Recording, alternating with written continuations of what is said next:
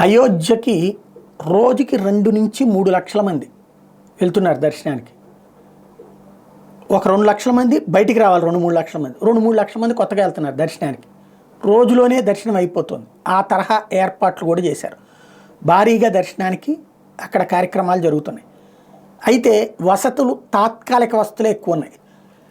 ఎందుకని? హోటళ్ళు అవన్నీ తక్కువ ఉండటం, గుడారాలు లాంటి అద్దెలకు ఇస్తున్నారు, అట్లాంటివి నడుస్తున్నాయి.